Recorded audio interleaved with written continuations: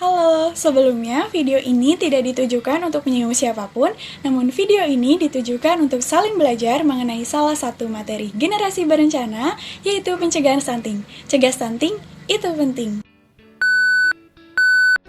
Sebagian masyarakat awam mungkin belum pernah mendengar istilah stunting. Stunting adalah gangguan pertumbuhan pada anak, yakni anak tumbuh lebih pendek dari teman-teman seusianya. Hasil data Riskesdas tahun 2018, prevalensi stunting di Indonesia mencapai 30,8%. Padahal batasan dari WHO idealnya adalah kurang dari 20% saja. Stunting bukanlah karena faktor keturunan, sehingga para ibu di Indonesia perlu tahu bahwa stunting ini bisa dicegah agar tidak terjadi pada anak-anak kita. Menurut data dari WHO, di seluruh dunia sebanyak 178 juta anak di bawah usia 5 tahun mengalami pertumbuhan yang terhambat karena stunting. Lalu, bagaimana itu stunting? Stunting adalah permasalahan gizi kronis yang disebabkan oleh kurangnya asupan gizi dalam waktu yang cukup lama. Permasalahan ini disebabkan biasanya pada asupan makan yang tidak sesuai dengan kebutuhan gizi. Dan permasalahan ini biasanya terjadi sejak bayi dalam kandungan dan akan terlihat pada anak usia 2 tahun.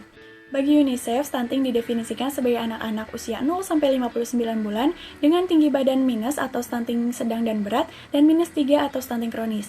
Hal ini diukur sesuai dengan tinggi badan yang dikeluarkan oleh WHO.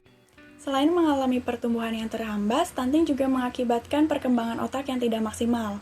Selain itu, efek panjang yang disebabkan oleh stunting dengan kondisi lain terkait dengan kurang gizi, yaitu acapkali sebagai risiko dari diabetes, infeksi, hipertensi, obesitas, bahkan kematian. Simak penjelasan berikut yang lebih lengkap mengenai stunting, cara pencegahan, dan juga mengatasinya. Check it out. Stunting. Cegah stunting, itu penting. Apa sih stunting itu? Pengertian dari stunting adalah kondisi gagal tumbuh pada anak balita akibat kekurangan gizi kronis, terutama dalam 1000 hari pertama kehidupan, ditandai dengan tinggi badan anak kurang atau lebih pendek jika dibandingkan dengan anak seusianya, atau dikategorikan stunting bila panjang atau tinggi badan anak di bawah minus 2 standar deviasi atau SD.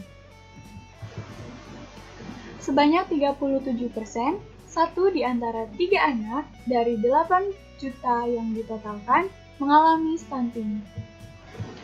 Apa saja penyebab-penyebab stunting? Ada 3 penyebab stunting. Yang pertama yaitu kurang asupan gizi saat hamil. Menurut WHO, sejumlah 20% kejadian stunting sudah terjadi saat bayi masih dalam kandungan sebab sang ibu kurang memberikan asupan yang bergizi dan berkualitas. Penyebab yang kedua adalah kebutuhan gizi anak tidak tercukupi. Dengan posisi menyusui yang kurang tepat, tidak memberikan ASI eksklusif, hingga MPASI yang kurang berkualitas. Dan penyebab stunting yang ketiga yaitu faktor lainnya, ada kurangnya pengetahuan ibu mengenai gizi sebelum, saat, dan setelah melahirkan, terbatasnya layanan kesehatan, kurangnya akses air bersih, dan kurangnya akses makanan bergizi. Lalu, apa saja ciri-ciri stunting? Yang pertama, pertumbuhan terlambat. Yang kedua, wajah nampak lebih muda dari anak seusianya. 3. Pertumbuhan gigi terlambat. 4. Berat badan balita tidak naik bahkan cenderung turun. 5. Performa buruk pada kemampuan fokus dan memori belajarnya. 6. Usia 8-10 tahun, anak menjadi lebih pendiam, tidak banyak melakukan kontak mata terhadap orang di sekitarnya. 7. Perkembangan tubuh anak terhambat atau menstruasi pertama bagi anak perempuan terlambat. 8. Anak muda terserang berbagai penyakit infeksi. Dampak masalah stunting itu apa saja? Dari masalah stunting dapat memiliki beberapa dampak, yakni 2 diantaranya. Yang pertama, menghambat pertumbuhan dan menghambat perkembangan. Dalam pertumbuhan ini, ada menghambat kekebalan tubuh menjadi menurun, dan yang kedua, mudah terserang penyakit. Dalam menghambat perkembangan, yang pertama ada turunnya kemampuan perkembangan otak, dan yang kedua adalah kesulitan belajar. Bagi perempuan yang mengalami resiko stunting, ia beresiko untuk mengalami masalah kesehatan dan perkembangan pada keturunannya saat dewasa. Lalu, bagaimana cara penanganan stunting pada bayi dan anak? Mari kita cek cara mengatasi. Yang pertama adalah ASI eksklusif atau pemberian ASI eksklusif pada usia 6 bulan. Yang kedua MPASI atau makanan pendamping ASI. Menurut WHO menganjurkan agar bayi usia 6-23 bulan untuk mendapat MPASI yang optimal. Yang ketiga, MMF atau Minimum Meal Frequency untuk bayi usia 6-23 bulan agar diperhatikan batasnya. Pemberian ASI ini ada ketentuannya. Yang pertama, umur 6-8 bulan diberikan 2 kali sehari atau lebih, dan yang kedua, umur 9-23 bulan diberikan 3 kali sehari atau lebih. Bagaimana cara mencegah stunting? Cara mencegah stunting untuk ibu hamil dan bersalin. Yang pertama, pemantauan kesehatan secara optimal dan rutin pada 1000 hari pertama kehidupan bayi. Yang kedua, melakukan proses persalinan di fasilitas kesehatan terdekat. Yang ketiga, mengkonsumsi makanan bergizi. Yang keempat, melakukan deteksi penyakit menular. Dan 5, memberikan ASI eksklusif secara 6 bulan.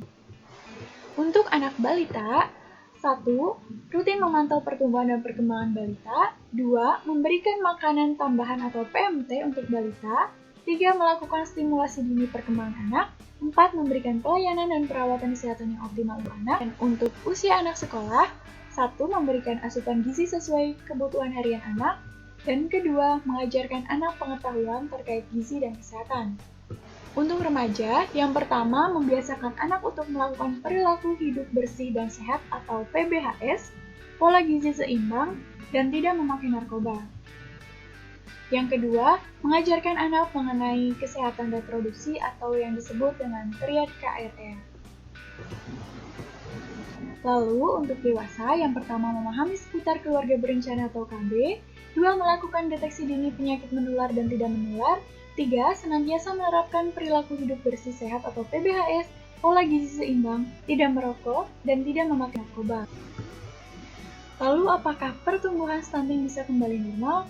Ini pertanyaan yang kira-kira sudah kita lihat bagaimana ciri-ciri yang terlihat sejak 2 tahun pertama pada anak yang terlihat sebagai stunting. Stunting merupakan kondisi gangguan pertumbuhan yang tidak bisa dikembalikan seperti semula. Artinya, ketika seorang anak sudah stunting sejak masih balita, pertumbuhannya akan terus lambat dewasa. Namun, tetap penting bagi kita untuk memberikan berbagai makanan bergizi untuk mencegah kondisi semakin buruk. Oleh karena itu, penting untuk mencegah dengan memberikan nutrisi yang maksimal saat awal-awal kehidupan, yakni pada 1000 hari pertama kehidupan anak. Terima kasih. Cegah stunting itu penting. Salam genre.